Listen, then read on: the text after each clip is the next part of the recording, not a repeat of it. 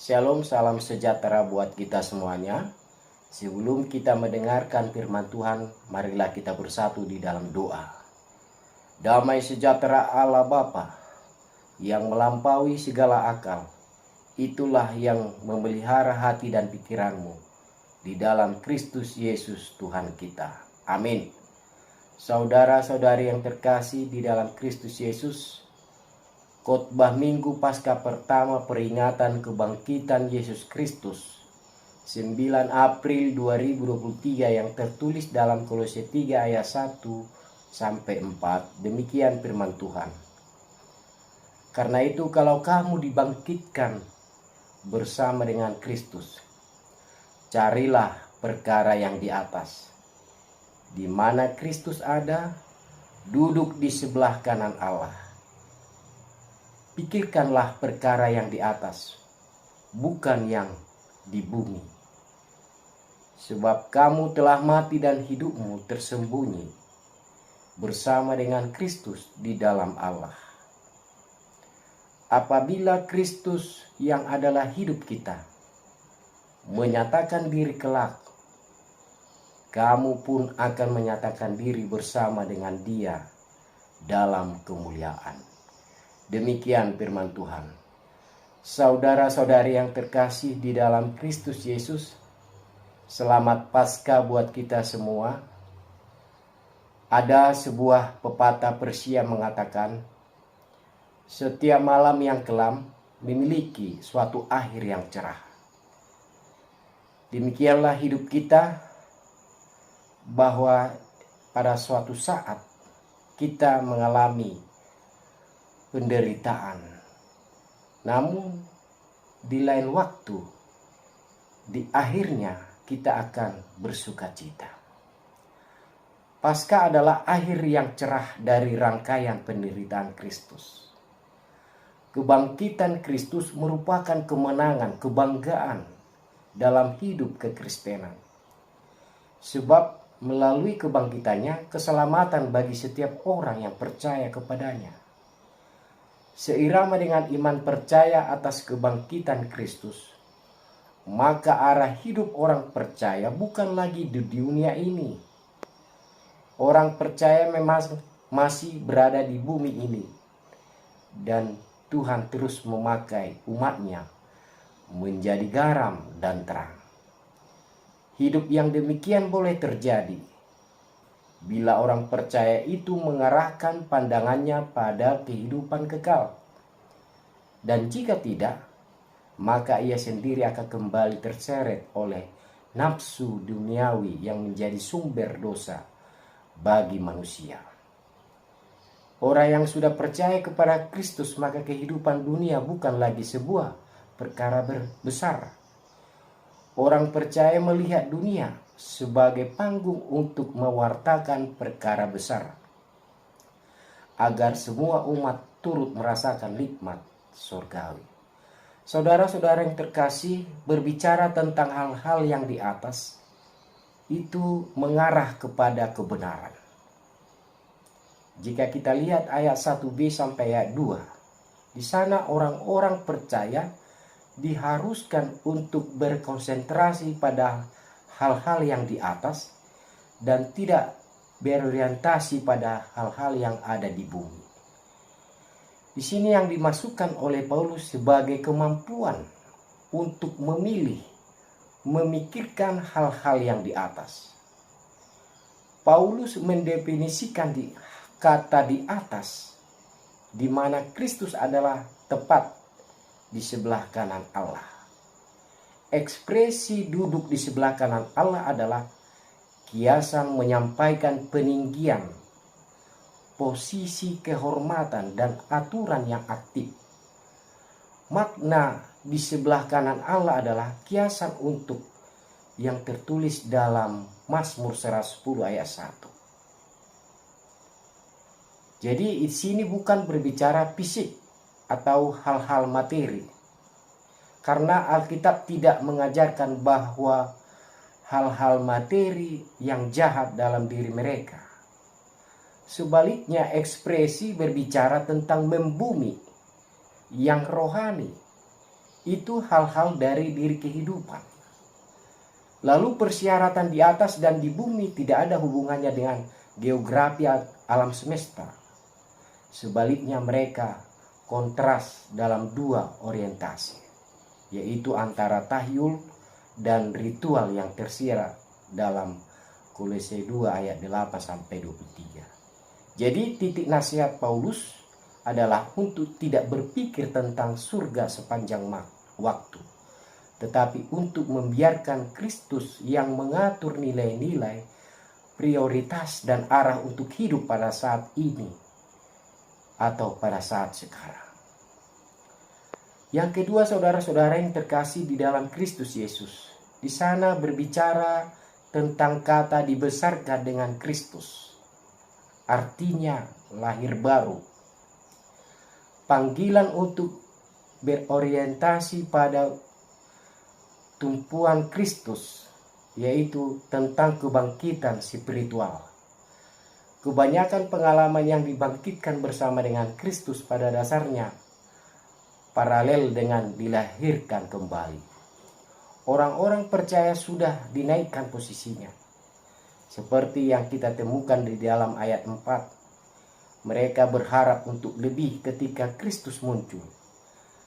Nah, dasar kedua untuk orientasi baru ini adalah bahwa kita telah mati, sesuai dengan Kolose 3 ayat 3. Di sini Paulus membangun pada deklarasi sebelumnya dalam Kolose 2 ayat 11 sampai 12. Di mana kematian ditandai dengan sunat dan pemakaman.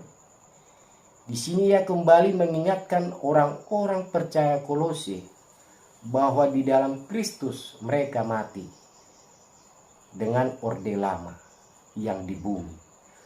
Maksudnya adalah bahwa orang percaya telah mati bagi dosa dan dunia. Dan karena itu mereka tidak perlu berorientasi kepada mereka atau responsif terhadap mereka. Paulus juga memberikan dasar ketiga ya, untuk orientasi baru untuk hidup. Kristus yang adalah hidup kita. Untuk mengatakan bahwa Kristus adalah hidup orang percaya, termasuk pengertian bahwa ia adalah sumber, makna, tujuan, identitas, dan takdir hidup. Baik secara individu maupun secara kelompok.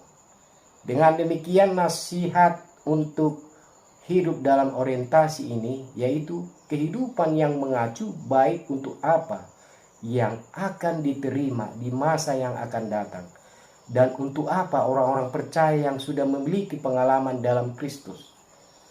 Nah, jika kita lihat konstruksi paralel dalam ayat 3 dan 4, sebab kamu telah mati dan hidupmu tersembunyi bersama dengan Kristus di dalam Allah. Bisa kita lihat dalam Kolose 3 ayat 4. Nah, ketika Kristus yang hidup terungkap, maka kita juga akan terungkap dengan Dia di dalam kemuliaan. Yang ketiga, saudara-saudari yang terkasih di dalam Kristus Yesus, di sana berbicara tentang tersembunyi dengan Kristus di dalam Allah. Di ayat 3b. Pernyataan hidupmu tersembunyi bersama dengan Kristus di dalam Allah ini memiliki beberapa kemungkinan arti. Ketersembunyian tidak mengacu pada citra penguburan. Karena ayat 4 berfokus pada masa depan yang muncul atau manifestasi. Ada seorang tokoh, Ernest Martin, mengatakan mengambil ketersembunyian yang berarti bahwa kehidupan di dalam Kristus disimpan rahasia dari orang yang belum bertobat dan bahkan tidak sekarang sepenuhnya diketahui Kristen. Kita tentu sepakat bahwa impor penuh kehidupan di dalam Kristus belum sepenuhnya terungkap. Namun kata-kata menyiratkan suatu tindakan yang disengaja dari persembunyiannya menunjuk ke sebuah makna yang lebih dalam. Nah, frase ini bahwa hidup kita di dalam Kristus dengan aman tersimpan, berarti bahwa hidup kita telah tersembunyi dan tetap seperti itu. Jika kita lihat dalam Efesus 2 ayat 6, memiliki pemikiran yang sama, dan di dalam Kristus Yesus ia telah membangkitkan kita, juga dan memberikan tempat bersama-sama dengan Dia di surga. Menurut Paulus, bagi orang yang belum percaya, harta hikmat tersembunyi dalam buku rahasianya. Namun bagi kita, Kristus adalah perbendaharaan hikmat dan kita tersembunyi di dalam Dia. Di akhir ayat 3 memiliki kombinasi yang tidak biasa dari kata-kata yang lain, dan ungkapan dengan Kristus adalah kata favorit Paulus.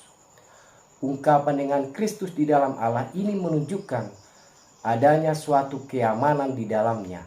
Oleh karena itu, berada di luar jangkauan bahaya sebab hidup kita tertutup atau tersembunyi dengan Kristus di dalam Allah. Yang keempat, saudara-saudari yang terkasih dalam Kristus Yesus, ayat 4 memiliki satu-satunya referensi dalam Kolose kedatangan Kristus yang kedua. Kepastian ini ditekankan bahwa satu-satunya variabel dalam deklarasi adalah kata ketika kedatangan Kristus yang kedua. Dan di sana datang muncul istilah parousia, wahyu apokalipsis, dan muncul atau manifestasi epifania yang diterjemahkan sebagai ungkapan atau terungkap. Hal ini juga dijumpai dalam 1 Petrus 5 ayat 4 dan seterusnya. Bahwa takdir orang percaya dinyatakan sebagai kemuliaan. Pada beberapa kesempatan Yesus berbicara tentang kemuliaan yang terkait dengan kedatangannya. Bisa kita lihat dalam Matius 19 ayat 28.